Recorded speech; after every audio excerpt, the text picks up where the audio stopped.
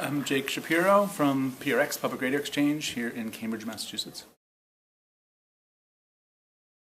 So PRX harnesses technology to connect compelling stories with audiences, and we primarily do it through public radio, where our mission is to expand access, bring in new voices, help local stations become better providers of information to their communities. And we're a small, very entrepreneurial startup. Half of our staff are technologists, so we build web applications and mobile applications. And the principal activity is a distribution and content service. So we have a platform where anybody can upload a story. We make it available, license it, handle the rights and the payments, and really smooth the way for transactions to happen so that those stories, and these are primarily audio documentaries and features, can be available both to local broadcast stations and on digital platforms, on iTunes, on satellite radio, and so forth. And increasingly, we've been building mobile apps, which we think of as a snapshot of the future of how consumers and audiences are going to be navigating information. So we've built the Public Radio Player, which is an iPhone app that has all the streams and podcasts of public radio, This American Life's iPhone app, and others that are really starting to gain a lot of traction, and that we think is part of the mission of innovating around the intersection of technology and talent. We started it because there was a palpable need to expand the range and sound of public radio, to connect with audiences that weren't necessarily being well served by that public service, to also provide a bridge to the increasing number of people who are able to express themselves, tell their own stories with the availability of more democratized means of production. So a lot more people can now create and produce stories, and we wanted to be a mechanism to get those into the public media field and therefore get it to a mass audience. Well, the core distribution service is working great. So we've now, say last year, I think over 10,000 different stories were distributed out to millions of people who heard them on broadcast. And a lot of small producers, youth radio groups, folks who've been really on the margins of the media field have had a shot at getting their work heard by professionals and out to audiences. So one of our projects, Generation PRX, that works with high school youth radio productions, has been doing a fantastic job of really networking those together.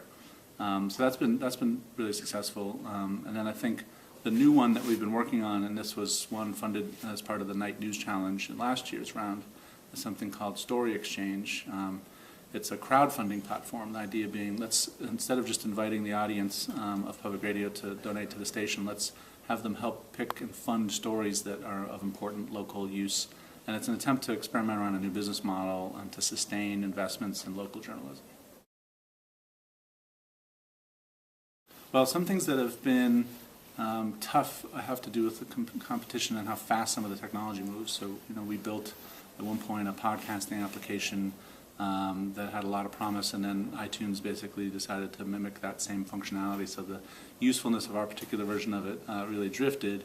So it was not necessarily a successful product, but it had an impact. We think it actually accelerated the adoption of that technology. And for us, it's continuing to be something where we like to be opportunistic and have a bit of room for taking risks like that. The large-scale plan certainly is to try to take the spirit and purpose and intent and values of public service media and move it into the digital age, where we think it's going to play an increasingly important role as some of the other centers of gravity and institutional walls break down. And so over 5 years, we're hoping that much of what we do expands internationally and becomes the anchor for a re-architected public media in the U.S.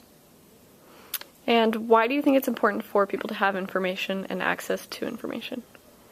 I think it's fundamental. I think it's a human right. I think it's a basis of society. I think it's something that we've seen worldwide is the path for securing individual rights and community rights, and being able to actually create a society that reflects the values and respects individuals. And we've seen that there's a great battle underway for control of that information and for where the balance of power is and how information is managed and accessed. And so it's still, while it feels very open and kind of optimistic about the internet being a place where those walls are open, I think it's still yet to be seen if that's something that will take root. So I think we see it as a critical, fundamental piece of the citizen rights. I'm a new Ashoka Fellow, so I've joined only in the last 6 months or so, but it's already really connected me to a feeling of being part of a broader network, a real shared purpose, certainly inspiration, seeing a lot of the work of other fellows, even in other fields, who are changing the game in the problems that they're trying to solve. And increasingly it's helping connect to resources and other sort of shared tasks and projects and collaborations that we might be able to do together with our work.